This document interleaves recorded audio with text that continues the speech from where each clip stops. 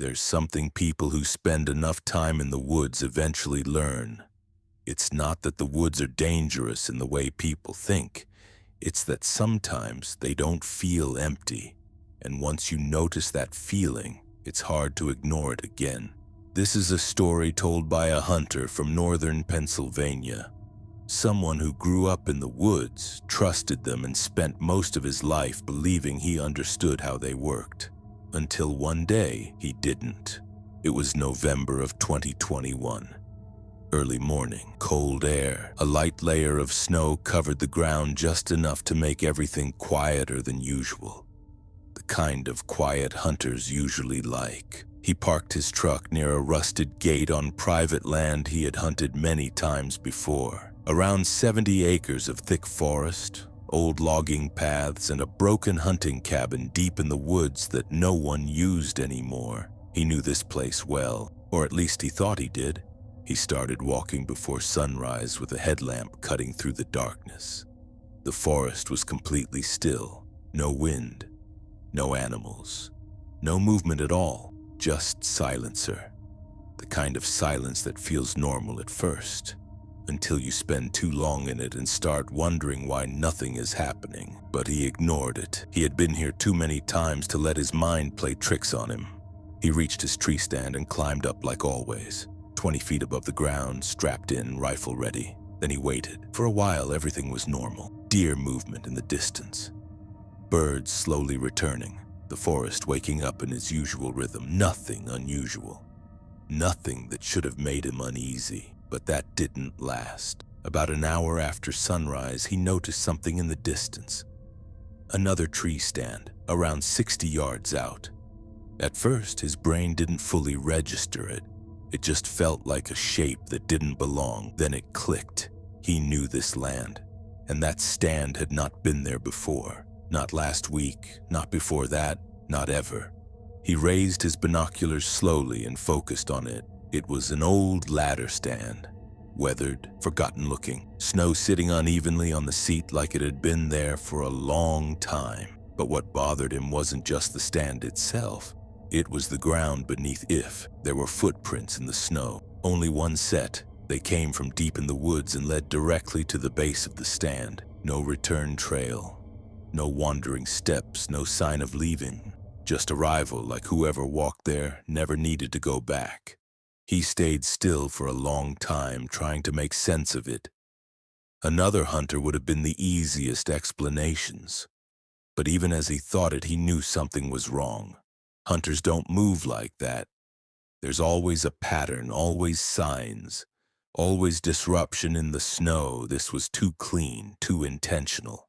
Then he saw movement near the stand, a figure standing behind a tree. At first, he thought it was another hunted. That would have made sense. But the longer he looked, the less it made sense. No camo, no orange vest, no gear, just a gray hoodie and dark pants. Standing perfectly still, like he had already been there long before he was noticed. Then the figure turned his head and looked directly at him. There was a long silence between them. No movement, no animals, no wind, just stillness. Then the figure slowly raised his arm and waved. Not friendly, not casual, just acknowledgement, like he was confirming something. The hunter hesitated, then raised his hand and waved back. And immediately, something felt wrong about that decision, because the figure didn't respond, didn't nod, didn't move. He just kept staring. Then he stepped behind the tree jaw and disappeared. The hunter expected him to walk out the other side. That's what people do. That's how movement works, but he didn't come out. No footsteps, no rustling, no sound at all. Just silence again. He waited. 30 seconds. A minute. Longer. Nothing. So he climbed down to check. When he reached the base of the tree, everything looked normal. Too normal. No footprints leaving, no disturbance in the snow. Just the single trail leading to the stand. And nothing else. He looked up at the ladder stand. It was empty. The seat still had untouched snow on it. No sign anyone had been there. That was the first moment he felt it. Not fear exactly. Something quieter. Something worse.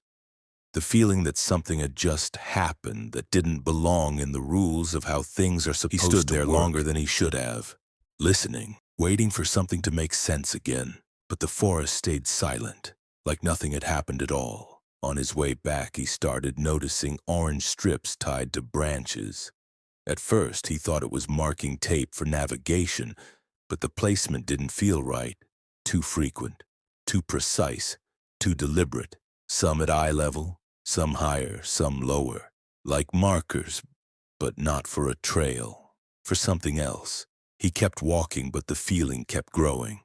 Not that he was lost, but that something else was aware of exactly where he was, not chasing him, not hiding, just matching him. He kept turning around, expecting nothing and finding nothing, which somehow made it worse every time, because nothing shouldn't feel that intentional. By the time he started heading back toward his truck, the forest didn't feel familiar anymore. It didn't feel empty. It felt occupied, like something had been there the entire time, and he was only now noticing it. Then he saw something that made him stop completely. His backpack, sitting in the snow, unzipped. Everything inside was placed neatly outside in a straight line. Knife, flashlight, arrows, gear. Organized. Not stolen, not damaged. Examined. That was the moment he understood something had been close to him all day. Close enough to touch his things, close enough to watch him, close enough to know exactly where he had been, without ever revealing itself. And the worst part, he never heard it arrive, never heard it leave, only saw what it left behind. He didn't go back to his stand after that. He didn't wait for dark. He didn't try to figure it out. He just grabbed his things and started walking. Fast, not running, but fast enough that he didn't have to think about what might be behind him.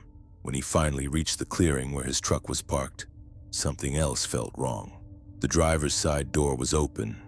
He stopped, because he knew he had locked it. He always did. He approached slowly, every step feeling heavier than the last. The inside of the truck looked untouched, nothing broken, nothing obviously missing. But then he saw it. His registration papers were sitting on the passenger seat. He kept those in the glove compartment, always. He didn't check anything else. He didn't question it. He just got in, locked the doors, and started the engine. And as he looked in the rear-view mirror toward the tree line, he saw him again. The same man in the gray hoodie, standing just inside the woods, perfectly still, watching. This time he wasn't just staring. He was smiling. A small, unnatural smile. Then he slowly raised his hand. Not to wave. He pointed right at him, and then dragged his finger across his throat. He didn't wait to see anything else. He drove out of there as fast as he could, and he never went back, because after that day, the woods didn't feel like a place anymore. They felt like something that could see you, even when you couldn't see it back.